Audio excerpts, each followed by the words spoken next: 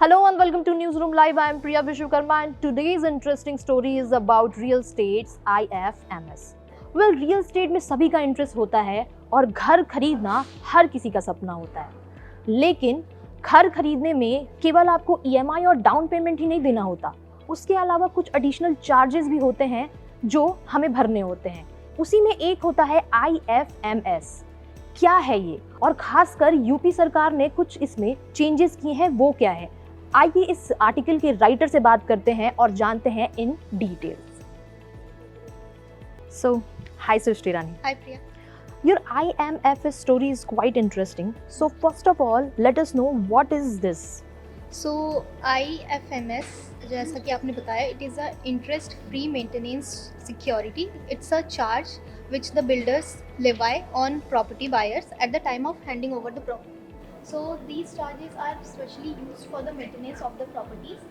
But one thing is that these charges did not have a proper accountability. I mean, builders कितना भी charge करते थे and फिर home buyers को एक ग्रेटर क्लैरिटी नहीं होती थी कि कहाँ उनके ये फंड्स जो है ये यूज़ हो रहे हैं या कैसे बिल्डर्स उनको यूटिलाइज करें। So this was the main problem. So Srishti Rani, in your article you mentioned that UP RERA has made some changes in the IFMS rules. So what are these changes exactly? So UP RERA has introduced basically 4 major changes in the new framework. The first one is when the builders collect the IFMS funds, it needs to be transferred to a separate designated bank accounts. Before this provision was not there, and the funds collected needs to be invested in a highest interest bearing FDs after eligible quotations from the bank. The second one is now the RERA has also prescribed project wise IFMS rates. These depend on, like, the rates range from rupees 20 to 100 per square foot depending on the residential unit or the category of the unit. The third one is when the common areas are handed over by the builders to the property buyers, the whole IFMS funds need to be transferred to the RWAs, which are the resident welfare associations. Before, it was not the provision that the entire funds need to be transferred. The builders used to transfer as their own wish, but now the RERA has made it mandatory to transfer the entire funds. And the last one is being that the RERA has made it strictly mandatory that the funds collected by the RWAs needs to be used exclusively for the maintenance of the common areas, which are like repair replacement purposes. So these 4 changes have been introduced. Okay.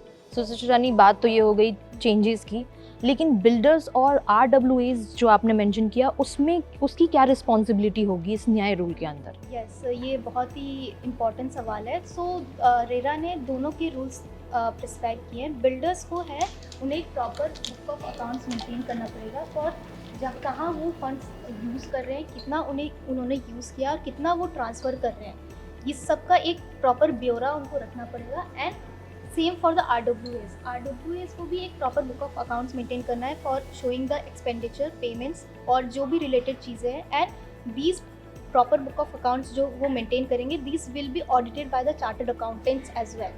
So these are the rules of the RWAs and the so ये सृष्टि रानी आपने बता दिया कि builders और RWAs की क्या responsibility होगी under this new rule, but how this will help buyers, उनको क्या बेनिफिट होगा इससे, इसके बारे में भी होम बायर्स, जैसा मैंने पहले जो प्रॉब्लम डिस्कस करा था कि होम बायर्स को एक ट्रांसपेरेंसी नहीं रहती थी कि वो जो फंड्स दे रहे हैं, जो IFMS रेट्स उनसे लिया जा रहा है, वो कहाँ यूज़ हो रहा है, कैसे यूज़ हो रहा है और क्या सही तरीके से यूज़ हो रहा है कि नहीं।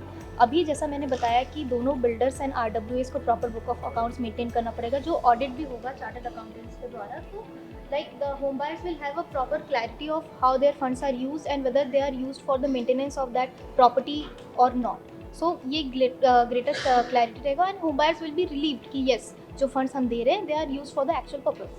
आखिर इस नए या अपडेटेड रूल को क्यों इंट्रोड्यूस करा गया, आखिर ज़रूरत क्या पड़ी इसकी?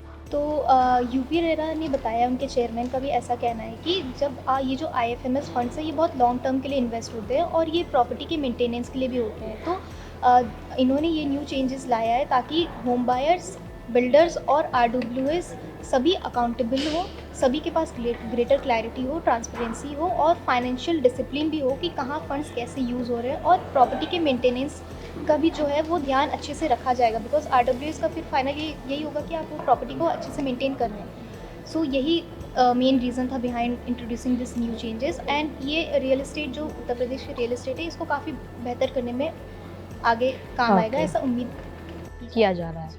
ओके, सो ये था IMFS और उससे रिलेटेड जो चेंजेस हैं उसके बारे में in detail. Well that's it in this video, see you next time on news room live.